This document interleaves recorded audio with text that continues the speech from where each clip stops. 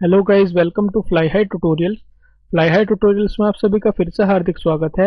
आज का जो हमारा टॉपिक है वो है डायरेक्ट मेमोरी एक्सेस यानी कि डीएमए। माइक्रो प्रोसेसर की सीरीज में ही ये हमारा नेक्स्ट टॉपिक है। सो जो भी स्टूडेंट इस लेक्चर को फर्स्ट टाइम देख रहे हैं उनसे मेरी रिक्वेस्ट है कि इससे प्रीवियस जो हमारे माइक्रो प्रोसेसर पर लेक्चर्स हैं उनको आप आई बटन पर क्लिक करके देख सकते हैं।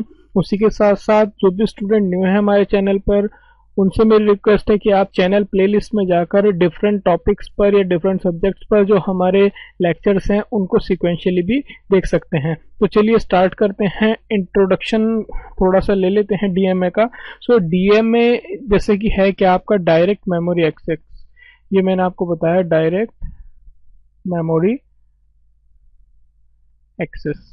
सो जनरली होता क्या है, अगर कोई भी आपका इनपुट आउटपुट डिवाइस है और वो आपके माइक्रो प्रोसेसर की मेमोरी को यूज करना चाहता है, यानी कि कुछ रीड करना चाहता है, कोई राइट करना चाहता है, तो इसमें सीपीयू का जो रोल है या सीपीयू का इंटरवेंशन जरूरी है।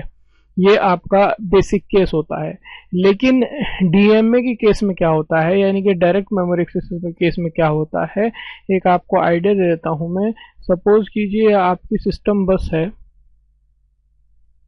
ठीक है, और ये आपका सीपीयू है, बाइडायरेक्शनल है, और ये आपकी मेमोरी है, आपके जो माइक्रो प्रोसेसर है उसकी मेमोरी है।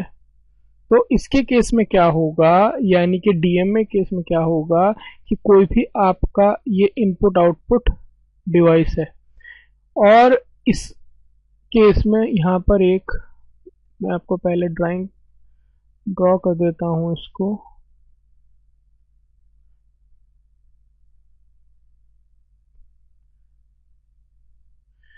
सो जनरली डीएमए के केस में होगा क्या, आपका डीएमए में क्या होता है कि इसमें सीपीयू का इंटरवेंशन खत्म कर देंगे। यानी कि अगर मुझे मेमोरी में कुछ भी रीड या राइट करना है, या आपका इनपुट आउटपुट डिवाइसेस कुछ भी रीड या राइट करना चाहता है, तो विदाउट सीपीयू इंटरवेंशन वो रीड भी कर सकता है, ठीक है, और विदाउट सीपीयू इंटरवेंशन वो राइट भी कर सकता है। ये आप ध्यान में रखें इसमें। इससे क्या होगा कि जनरली अगर सीपीयू के थ्रू कोई भी मेमोरी पास होगी या कोई भी डेटा आपका पास होगा तो उसमें आपका टाइम ज़्यादा लैप्स होगा। जबकि अगर सीपीयू आपका इसमें हट जाता है, यानी कि एक तरीके से आप कह लें सीपीयू का रोल इसमें से एक तरीके से खत्म हो गया है, तो input output device directly memory में को रीड भी कर सकता है और राइट भी कर सकता है, कोई भी डेटा ट्रांसफर हो सकता है। तो इस केस में डाटा ट्रांसफर आपका फास्ट होगा। अब मुझे अगर डायरेक्ट मेमोरी एक्सेस करनी है तो उसके लिए एक कंट्रोलर होता है जनरली, जिसे कहते हैं डीएमए या डायरेक्ट मीडिया एक्सेस कंट्रोलर भी कहते हैं।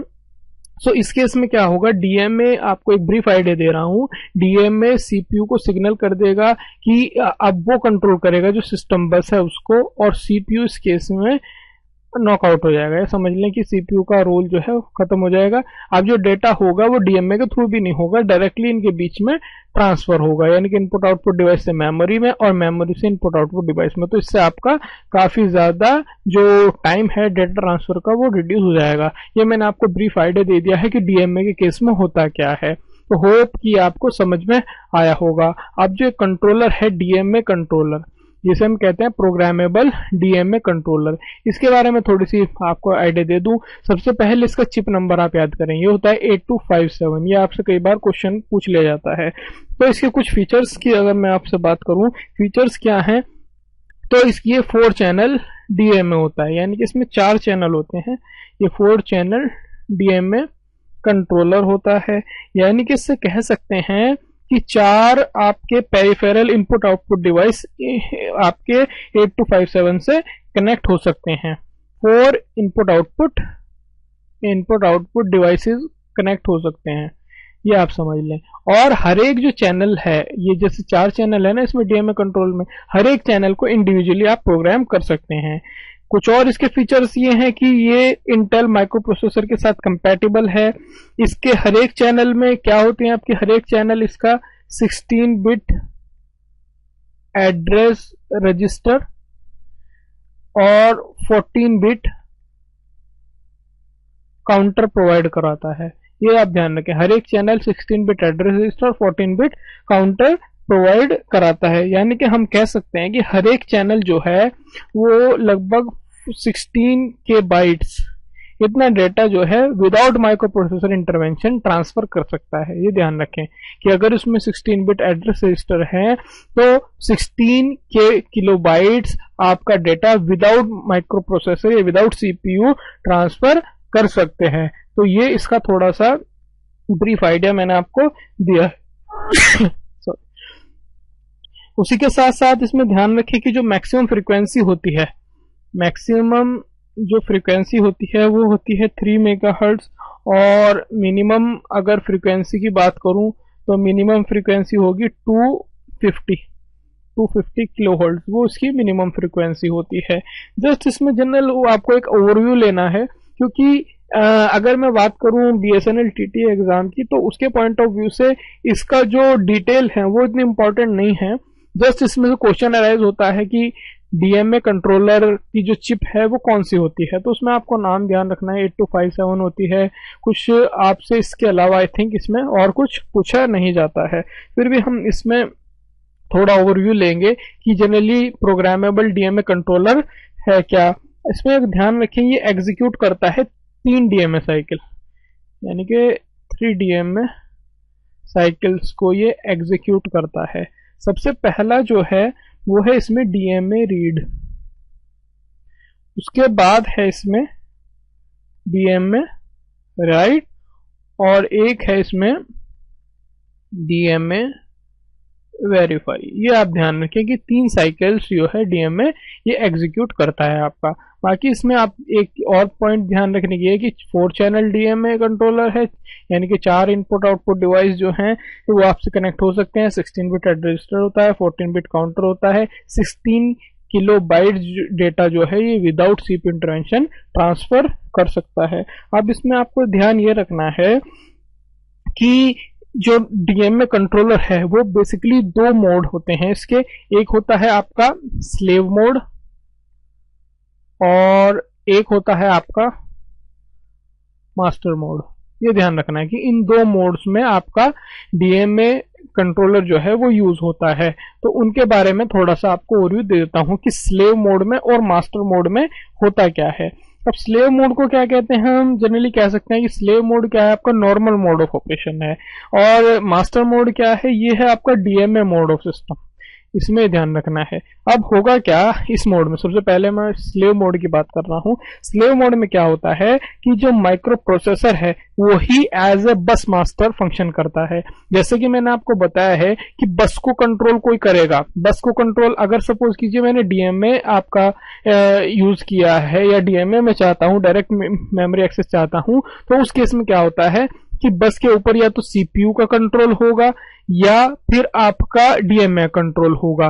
वो आपका डिसाइड होगा इन 2 मोड से, स्लेव मोड और मास्टर मोड।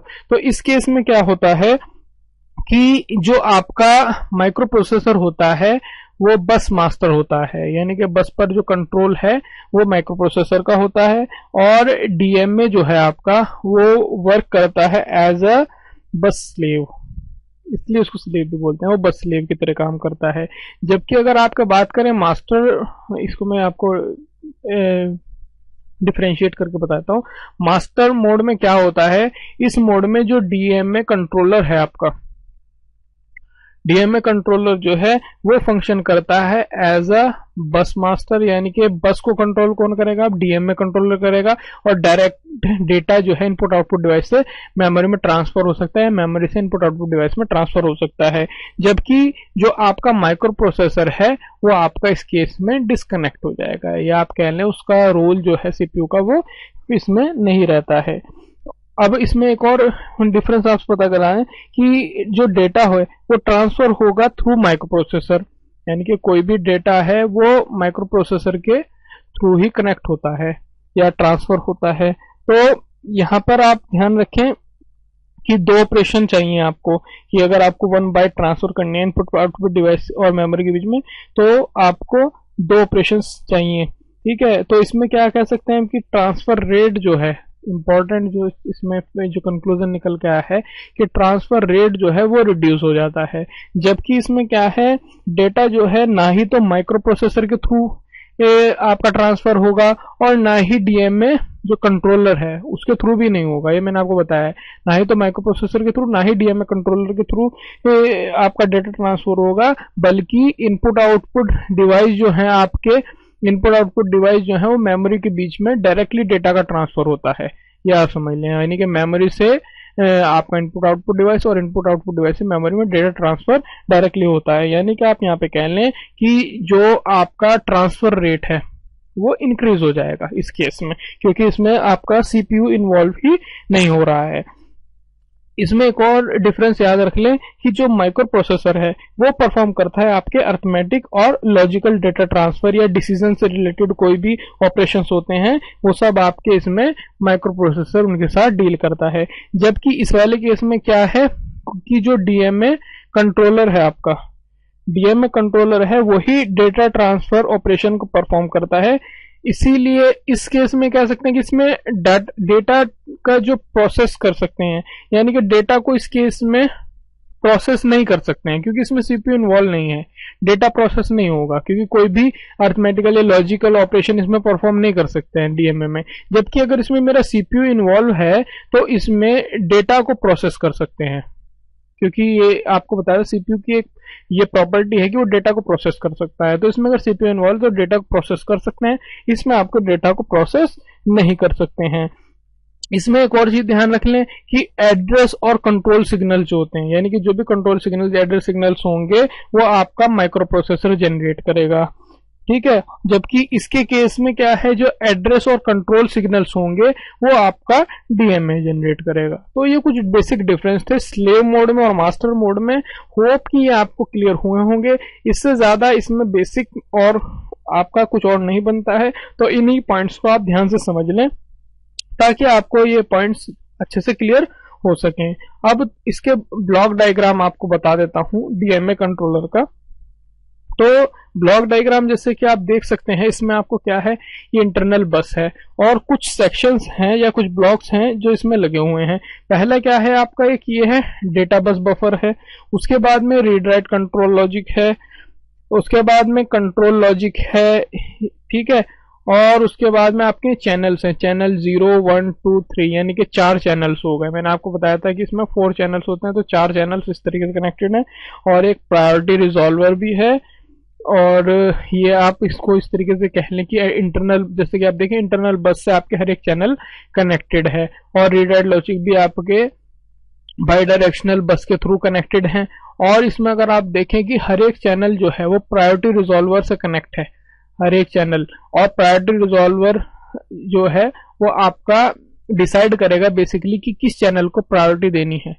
ये जनरली प्रायोरिटी रिजॉल्वर का काम है। तो चलिए इनके बारे में थोड़ा एक आपको ब्रीफ आइडिया दे दूं। सबसे पहले मैं सिग्नल्स के बारे में अगर बात करूं आपको, क्योंकि जस्ट ओवरव्यू दूंगा मैं इसमें, इससे एग्जामिनेशन पॉइंट ऑफ व्यू से इसमें इससे ऊपर कुछ और क्वेश्चंस आई थिंक नहीं बनते हैं। तो जस्ट ओवरव्यू ले लीजिए आप। D7 से D0 क्या है, ये है आपकी डेटा बस है, ये आपको मैंने पहले भी क्लियर करा था। IOR जो ये पहला सिग्नल है रीड राइट लॉजिक में, ये क्या है, input output read by directional है। आप देख सकते हैं ये दोनों साइड है तो बाई डायरेक्शनल है। Input output read, IOW input output right, ये भी बाई डायरेक्शनल है। क्लॉक सिग्नल है, ये रीसेट सिग्नल है आपका।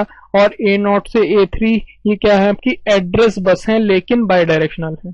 ये आपकी क्या है, एड्रेस बस है लेकिन आप देख सकते हैं बाई डायरेक्शनल है। उसी के साथ एक CS इसमें लगा हुआ है। CS इंपॉर्टेंट है। ये क्या है आपका, चिप सिलेक्ट है। ये मैंने आपको प्रीवियस लेक्चर्स में भी डिफाइन किए हैं इनके थोड़े बहुत फंक्शन। तो CS क्या है आपका, चिप सिलेक्ट है। और यहाँ पर A4 से A7 ये क्या है आपकी, ये भी एड्रेस बस है लेकिन आउटपुट है, ये आप देख सकते हैं आउटसाइड निकल रही है। ये रेडी सिग्नल है, उसी के रेडी सिग्नल यानी कि इनपुट है ये। और HRQ क्या है आपका, होल्ड रिक्वेस्ट। HRQ है आपका होल्ड रिक्वेस्ट। उसी के साथ HLDA है, HLDA होल्ड एक्नॉलेज। MEMR यानी कि MEMR का मतलब क्या होता है आपका, memory read. MEMW memory write. AEN address, AEN जो है आपका हो गया एड्रेस इनेबल। और इसके बाद है ADSTB, ये है एड्रेस स्ट्रोब। TC ये एक इंपॉर्टेंट सिग्नल है, ये है आपका टर्मिनल काउंट। TC को आप ध्यान रखें, ये है आपका टर्मिनल काउंट, उसके बाद एक है मार्क सिग्नल। ये जनरली होता है आपका मार्क सिग्नल, यानी कि 120 मॉड्यूलो, इसे बोलते हैं मॉड्यूलो 128 मार्क भी बोलते हैं। उसके बाद में आप देख सकते हैं यहाँ पर चैनल्स में अगर आ जाए आपका DRQ, और DRQ से लेके DR1, DR2, DR3 ये है। तो ये है आपके DRQ से लेके DRQ3 तक, ये है DMA इनपुट रिक्वेस्ट या DMA रिक्वेस्ट इनपुट, और उसी के साथ में DAK0 से लेके DAK3 तक ये जो है आपके सिग्नल्स, ये हैं DMA एक्नॉलेज आउटपुट, यानी कि ये इनपुट सिग्नल है और ये आउटपुट सिग्नल है। उसी के साथ साथ इसमें आपको मैंने बता ही दिया है बसेस वगैरह का, तो थोड़ा सा इनका डिस्क्रिप्शन आपको देता हूं कि जो ब्लॉक्स हैं कि इनका जनरली फंक्शन क्या होता है। अब जैसे कि आप यहाँ पर देखें कि जो आपका डेटा बस बफर है ये क्या है आपका, ये ट्राई स्टेट, इसमें ध्यान रखें tri state by directional buffer है। स्लेव मोड में क्या होता है, ये ट्रांसफर करता है data between microprocessor and internal बस। स्लेव मोड में आपको पता है DMA यूज नहीं होगा, तो या स्लेव की तरह यूज होगा, तो इसमें स्लेव मोड में क्या होगा, ये ट्रांसफर करता है डेटा बिटवीन माइक्रोप्रोसेसर और इंटरनल बस, और जो डायरेक्शन होती है डेटा बस बफर की वो आपकी सेट होगी रीड राइट कंट्रोल लॉजिक से। ये जो है इससे आपकी सिलेक्ट होती है कि इसकी डायरेक्शन किधर होगी, इससे इधर से इस साइड से, मतलब इंटरनल बस की साइड ट्रांसफर करेगा, इससे आउट साइड ट्रांसफर करेगा। और इसके बाद है आपका read write control logic. Slave mode में क्या है आपका, एक्सेप्ट करता है एड्रेस बिट्स को और कंट्रोल सिग्नल को माइक्रो प्रोसेसर से। ध्यान रखें स्लेव मोड में ये एक्सेप्ट करता है एड्रेस बिट्स को और कंट्रोल सिग्नल्स को माइक्रो प्रोसेसर से, जबकि मास्टर मोड में क्या होगा, ये जनरेट करेगा एड्रेस बिट्स को और कंट्रोल सिग्नल्स को। इसमें ये थोड़ा सा डिफरेंस है। और ये जनरली आप समझ लें कि जो इंटरनल रीड राइट ऑपरेशन है, जैसे कि नाम से पता लग रहा है, इंटरनल जो रीड राइट ऑपरेशन है उन सबको ये कंट्रोल करता है। इसमें जनरली आपके फ्लिप फ्लॉप्स ही होते हैं। उसके बाद आपका आ गया आपका कंट्रोल लॉजिक ब्लॉक। तो इसमें कंट्रोल लॉजिक ब्लॉक में क्या हो गया आपके, इसमें कंट्रोल लॉजिक हो गया है, और इसमें आपके कुछ दो रजिस्टर होते हैं। दो रजिस्टर कौन कौन से हैं इसमें, एक होता है आपका mode set register, mode set register, और एक होता है इसमें स्टेटस रजिस्टर। ये ध्यान रखें इसमें कि दो रजिस्टर्स होते हैं इसमें, ये क्या सेट रजिस्टर, एक है आपका स्टेटस रजिस्टर। और ये इसमें कंट्रोल लॉजिक जो है, जैसे कि आपको नाम से पता लगा, कंट्रोल लॉजिक कंट्रोल करेगा सीक्वेंस ऑफ DMA ऑपरेशंस। मतलब जब भी DMA साइकिल मास्टर मोड में आपके ऑपरेट होगा, तो जो DMA ऑपरेशंस आपका या जो उनका सीक्वेंस होगा DMA ऑपरेशंस का, उनको ये कंट्रोल करता है। ये जनरली एड्रेस और कंट्रोल सिग्नल्स आपके जनरेट करेगा। और इसकी इंपॉर्टेंट बात यह है कि अगर जैसे स्लेव मोड में अगर हम यूज करें, जैसे कि मैंने बताया था, स्लेव मोड में डिसेबल रहता है, स्लेव मोड में इसका कोई काम नहीं है, ये इसमें आप समझ लें। उसके बाद प्रायोरिटी रिजॉल्वर है। प्रायोरिटी रिजॉल्वर जैसे कि नाम से पता लग रहा है, इसमें एक प्रायोरिटी रिजॉल्विंग लॉजिक सर्किट होता है जो कि रिजॉल्व करता है प्रायोरिटी ऑफ ईच चैनल, यानी कि ये आपका कि किस चैनल को प्रायोरिटी देनी है वो सब डील करेगा प्रायोरिटी रिजॉल्वर, क्योंकि इसमें क्या होता है आपका प्रायोरिटी रिजॉल्विंग लॉजिक सर्किट होता है। बाद है आपके DMA चैनल्स। तो जैसे कि मैंने आपको बताया था कि जो DMA चैनल्स हैं वो 4 है हमारे, यानी कि 0 to 3 भी कह सकते हैं, 4 DMA चैनल्स होते हैं। तो 8 to 57 में आपके 4 सेपरेट चैनल्स होते हैं, और हर एक चैनल में क्या है आपके 2 16 बिट के रजिस्टर होते हैं, यानी कि 2 नंबर में है 2 16 बिट रजिस्टर्स होते हैं, ये आप ध्यान रखें। और जो 2 रजिस्टर होते हैं उनमें एक है DMA एड्रेस रजिस्टर और दूसरा है आपका टर्मिनल काउंट रजिस्टर। ये 2 आपके रजिस्टर होते हैं जो 16 बिट के होते हैं। अब जो DMA एड्रेस रजिस्टर है इसके बारे में आपको थोड़ा सा बताऊं तो ये जनरली यूज होता है, जो स्टार्टिंग एड्रेस होता है मेमोरी का उसको होल्ड करने के लिए आपका 16 बिट एड्रेस रजिस्टर यूज होता है। 16 बिट का रजिस्टर है, ये पहले बताया मैंने आपको।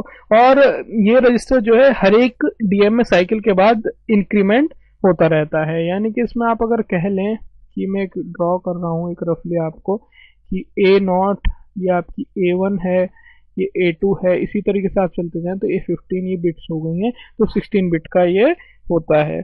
उसके बाद में है आपका टर्मिनल काउंट रजिस्टर। इसके बारे में अगर आपको ब्रीफ आइडिया दूं तो ये भी 16 बिट का रजिस्टर है जो कि दो फील्ड में डिवाइडेड होता है। दो फील्ड में आपका टर्मिनल काउंट रजिस्टर डिवाइड होता है। एक होता है इसमें 14 बिट काउंट और एक होता है इसमें साइकिल कंट्रोल बिट्स। ये आप इसमें ध्यान रखें। तो इसमें अगर अब इसका फिगर आपको मैं ड्रॉ करके दिखाऊं तो कुछ इस तरीके से आपको शो होगा। यानी कि ये जो है ये है आपका TC0 यानी कि टर्मिनल काउंट 0, उसके बाद है TC1, उसके बाद होगा आपका TC2, ऐसे ही आप चलते जाएंगे तो आपको ये हो मिलेगा TC13, क्योंकि 14 बिट है आपकी बताइए मैंने काउंट के लिए।